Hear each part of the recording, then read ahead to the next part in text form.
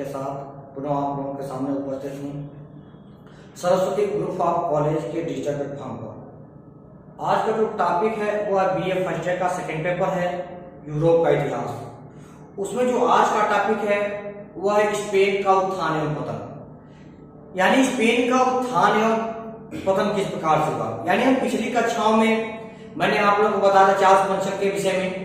आज हम लोग पढ़ेंगे फिलिप द्वितीय के बारे में कि फिलिप द्वितीय की शासन व्यवस्था किस प्रकार से थी। देखिए, फिलिप द्वितीय के बारे में हम आज पढ़ेंगे। देखिए, फिलिप द्वितीय का जन्म 1527 ईस्वी में हुआ था और यह चार्ल्स पंचम का पुत्र था और इसको भी विरासत में वैसा ही साम्राज्य मिला जिस प्रकार से चार्ल्स पंचम को मिला था। यानी फिलिप द्वितीय को पूरा स्पेन, नीदरलैंड, फ्रेंच, मिलान, नेपल्स, अमेरिका, फिलीपींस, यह सारे जो प्रदेश थे, देश थे, यह सारे साम्राज्य विरासत के रूप में चार्ल्स पंचम की मृत्यु के बाद फिलिप द्वितीय को प्राप्त हुए थे। फिलिप द्वितीय जो था यह 1556 ईस्वी में शासक बना था, लेकिन इतना विशाल जो उसका साम्राज्य था, इतनी जटिलताएं थी और जो मूरों का विद्रोह हुआ, यह ऐसी समस्या थी जिसको लेकर के आगे बढ़ना इतना आसान नहीं था। यानी जो समस्याएं चार्ल्स पंचम के सामने थी, ठीक वही समस्या फिलिप द्वितीय के सामने थी, लेकिन दोनों में थोड़ा सा अंतर है। यह है कि नीदरलैंड के जो लोग थे या फिलिप द्वितीय को सपोर्ट नहीं करते थे, जबकि चार्ल्स पंचम को नीदरलैंड के लोग सपोर्ट कर रहे थे। और इसको लेकर के फिलिप द्वितीय ने अपनी आंतरिक नीतियां बनाई और इस तरीके से जो उस फिलिप द्वितीय की जो गृह नीतियां रही हैं, यानी 1556 ईस्वी में शासक बनने के बाद उसकी क्या क्या नीतियां रही हैं, किस प्रकार से अपनी नीतियों को लेकर के आगे बढ़ता है और किस प्रकार से अपने साम्राज्य में सुधार करता है, किस प्रकार की व्यवस्थाओं को लागू करता है।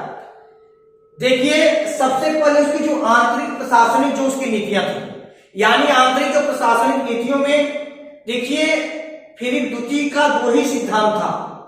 एक था राष्ट्र प्रेम, दूसरा था धर्म प्रेम।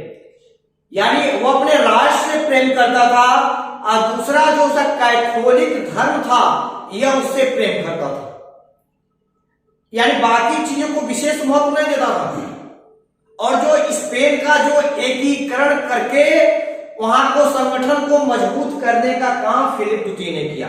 यानी हम कह सकते हैं कि स्पेन का एकीकरण करने का काम जो था वह फिलिप द्वितीय ने किया और इसने थल सेना का संगठन तैयार किया, यानी थल सेना का संगठन बनाया जिससे अधिक से अधिक साम्राज्य पर शासन किया जा सके। यानी इतने विशाल साम्राज्य की सुरक्षा व्यवस्था के लिए थल सेना उससे था, इसलिए इसने थल सेना के संगठन पर विशेष ध्यान दिया। लेकिन एक चीज और है, जो इसकी आर्थिक जो नीतियां हैं वह हमेशा ही समस्या बनी रही, क्योंकि आर्थिक क्षेत्र में कोई इसने विशेष सुधार नहीं किया, क्योंकि जनता के ऊपर करों का बोझ बढ़ गया था। क्योंकि चार्ल्स पंचम के शासन काल में भी बहुत सारे युद्ध हुए जिससे राजकोष पूरी तरीके से खाली हो चुका था, इसलिए आर्थिक समस्या इसके सामने, यानी आंतरिक प्रशासन में आर्थिक समस्या बड़ा मुद्दा था। उसके बाद उसकी धार्मिक नीतियां नहीं है।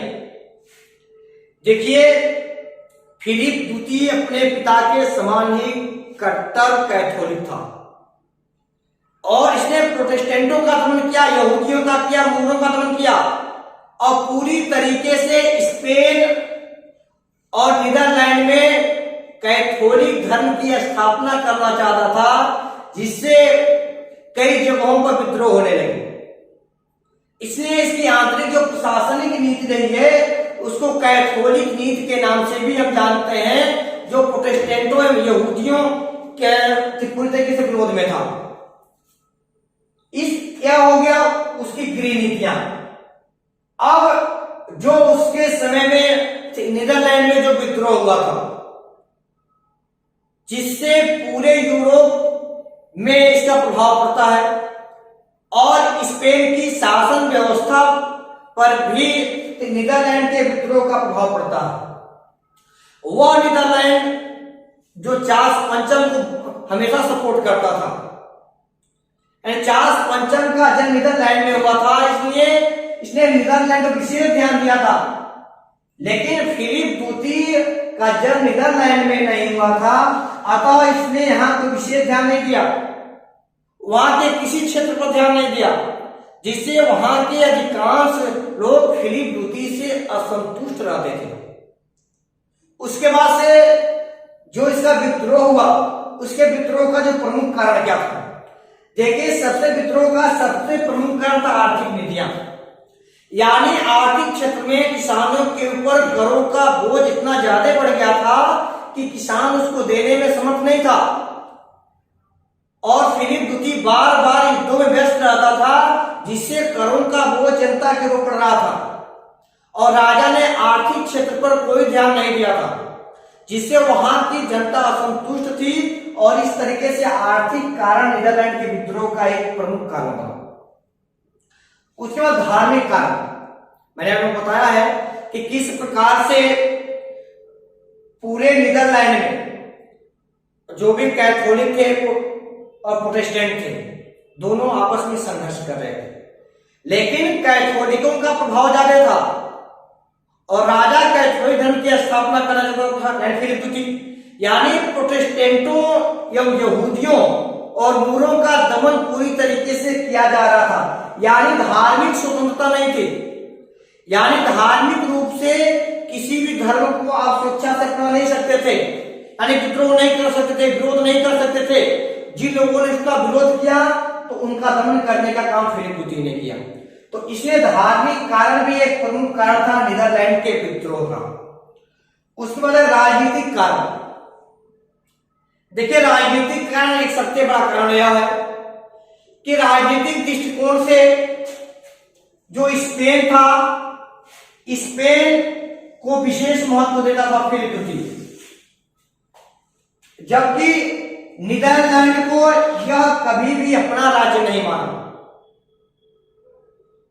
यही कारण है, यानी राजनीतिक दृष्टिकोण से देखा जाए तो फिलिप द्वितीय की विशेष कृपा रही है स्पेन पर, जबकि नीदरलैंड के किसी भी मामलों में यह ज्यादा ध्यान नहीं देता था, किसी धार्मिक मामलों को छोड़ दिया जाए तो, और वहां कोई विकास का काम नहीं किया, और नीदरलैंड पूरी तरीके से असुरक्षित रहा, जिससे वहां के लोगों ने धीरे धीरे विरोध करना शुरू कर दिया।